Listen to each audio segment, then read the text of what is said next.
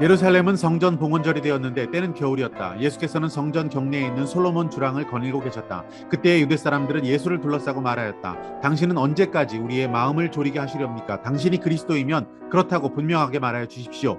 예수께서 그들에게 대답하셨다. 내가 너희에게 이미 말하였는데도 너희가 믿지 않는다. 내가 내 아버지의 이름으로 하는 그 일들이 곧 나를 증언해 준다. 그런데 너희가 믿지 않는 것은 너희가 내 양이 아니기 때문이다. 내 양들은 내 목소리를 알아듣는다. 나는 내 양들을 알고 내 양들은 나를 따른다. 나는 그들에게 영생을 준다. 그들은 영원토록 멸망하지 아니할 것이요 또 아무도 그들을 내 손에서 빼앗아가지 못할 것이다. 그들을 나에게 주신 내 아버지는 만유보다도 더 크시다. 아무도 아버지의 손에서 그들을 빼앗아가지 못한다. 나와 아버지는 하나이다. 이때 유대 사람들이 다시 돌을 들어서 예수를 치려고 하였다.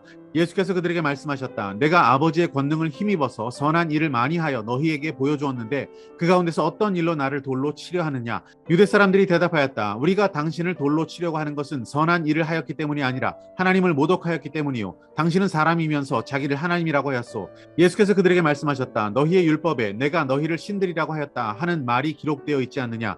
하나님의 말씀을 받은 사람들을 하나님께서 신이라고 하셨다. 또 성경은 피하지 못한다. 그런데 아버지께서 거룩하게 하여 세상에 보낸 사람이 자기를 하나님의 아들이라고 한 말을 가지고 너희는 그가 하나님을 모독한다고 하느냐? 내가 내 아버지의 일을 하지 아니하거든 나를 믿지 말아라. 그러나 내가 그 일을 하고 있으면 나를 믿지는 아니할지라도 그 일은 믿어라. 그리하면 너희는 아버지께서 내 안에 계시고 또 내가 아버지 안에 있다는 것을 깨달아 알게 될 것이다. 그러므로 그들이 다시 예수를 잡으려고 하였으나 예수께서는 그들의 손을 벗어나서 피하셨다. 예수께서 다시 요단강 건너쪽 요한이 처음에 침례를 주던 곳으로 가서 거기에 머무르셨다. 많은 사람이 그에게로 왔다. 그들은 이렇게 말하였다. 요한은 표징을 하나도 행하지 않았으나 요한이 이 사람을 두고 한 말은 모두 참되다. 그곳에서 많은 사람이 예수를 믿었다.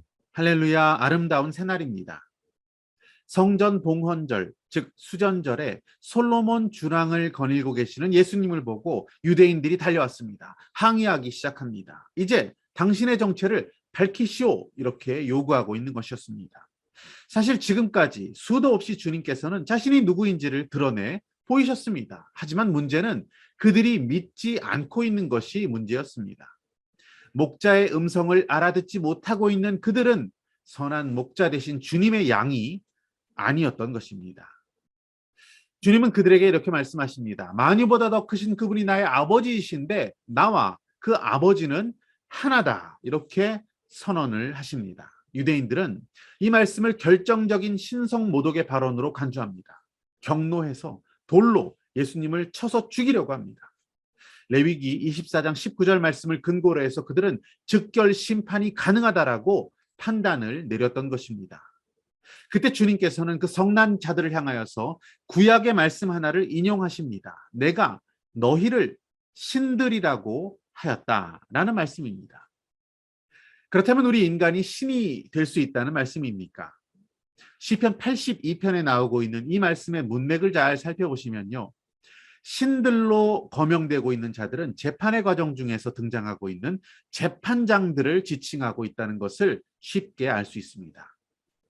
구약시대에 재판을 감당하고 있는 자들은 공의의 재판장이신 하나님의 권한을 대행하는 자들로 인식이 되었습니다. 그들의 공적 업무에 신적 권위가 부여되었고요. 철저하게 하나님 명하신 기준을 따라야만 하는 자들로 그들을 세워주셨던 것입니다. 그러니 예수님의 말씀은 이런 뜻이라고 볼 수 있습니다. 너희들이 지금 나를 심판하여서 죽이려고 하면서 신의 대행자, 재판관으로 나서고 있구나. 율법의 말씀은 그런 재판장들을 신들로 규정하고 있는데 하물며 하나님께서 친히 이 세상에 보낸 내가 하나님의 아들임을 주장하는 것을 너희는 어찌 신성 모독이라고 하느냐.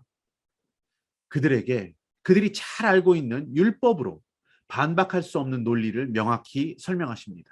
그들은 예수님을 잡으려고 했고 돌로 쳐서 죽이려고 했지만 실패하였습니다.